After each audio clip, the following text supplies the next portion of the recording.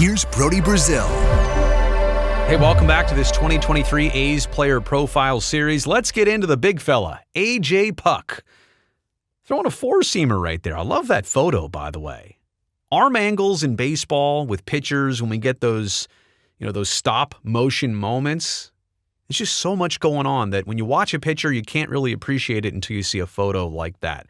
How much tension and how many arm angles and how much science is going on right there. Anyway, sorry, I'm geeking out. Let's get into A.J. Puk, and let's begin with the basics on the big lefty. 27 years old will be his age on opening day. He comes in with 2 years, 124 days of big league service time.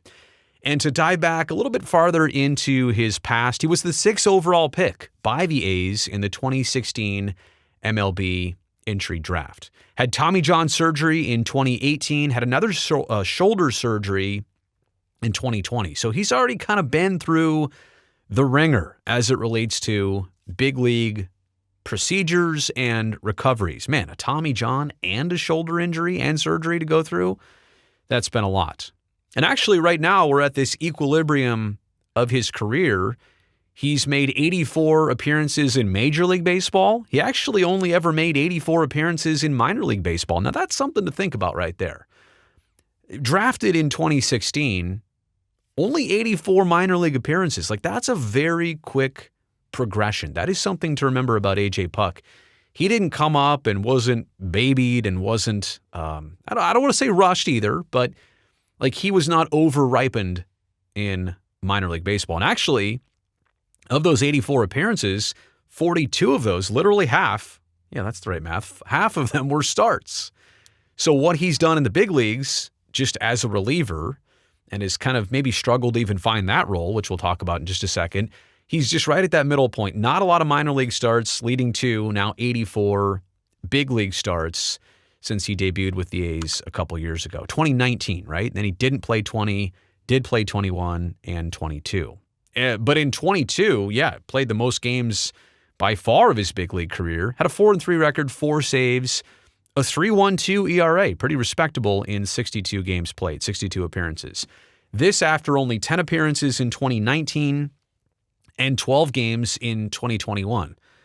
So he's just been a guy of not a certain amount of minor league workload, then not a lot of major league workload, and then last year seeing him more than ever. Him and that big, beautiful beard more than ever.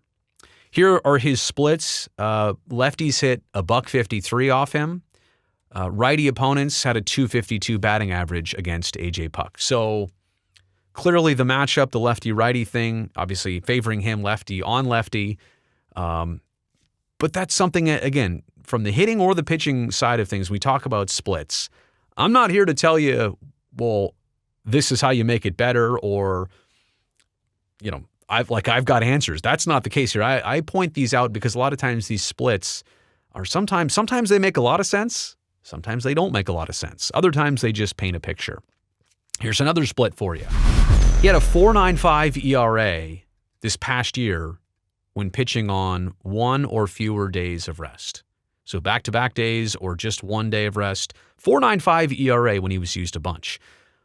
A 2.38 ERA when he was pitching on 2 or more days of rest. Now, you want to use them a lot. I totally understand. And I'm not blaming anybody here for the rest versus usage thing. That's crazy.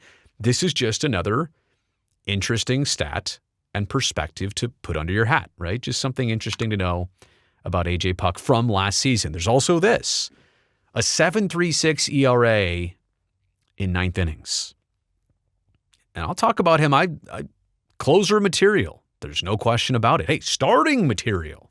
I was at winter meetings and there was some talk about, all right, let's get A.J. Puk back to where we thought he should be, the starting rotation. But I digress. 7.36 ERA pitching in 9th innings versus a 2.59 ERA every other inning before the 9th. Big difference.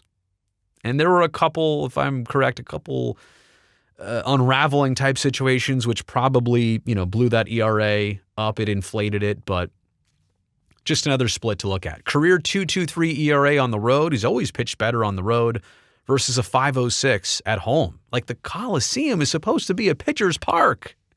Play a lot of your games there. But again, just something to digest. And also last year, I mean, I feel like we've been, and I'm sorry, I'm just pointing out stats. I don't mean to be seeing the negative side. Here's a really good one. He went 12 games and had a 15-inning scoreless streak last year between April and May. So a really good start to the year, obviously coming out of the bullpen. Let's see where 23 begins. So that brings me to previewing number 33 for 2023.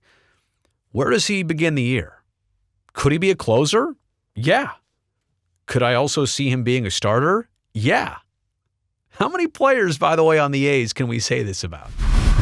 Obviously, they've got some plans. They've probably communicated to him. He's going to prepare this season one way or another. I guess we'll find that out once spring training gets underway, because you've got to stretch out. If you're going to be a starter, I mean, you need the ability to throw 70, 80, 90, eventually 100 pitches in games. If you're going to be, a bullpen pitcher, a reliever, a closer maybe, then obviously your task in conditioning and training is a little bit different. But not a lot of players on the A's where I'm like, they could be throwing the first inning or they could be throwing the ninth inning on a consistent basis, pitching. But we'll see where A.J. Puk lands.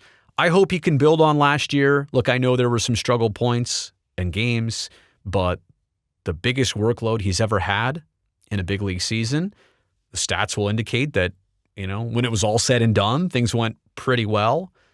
I just hope he can build on that, give us some more of that, and ultimately stay healthy. The dude has already been through more than enough of doctors and recoveries and rehabs in his baseball career, so please, no more of that for A.J. Puk. I'd love to see him stay healthy, and I'd love to see him use that big, imposing figure on the mound. He's got all the intimidation factor, of being a dominant starter and a dominant closer. So let's see where A.J. Puk lands this season.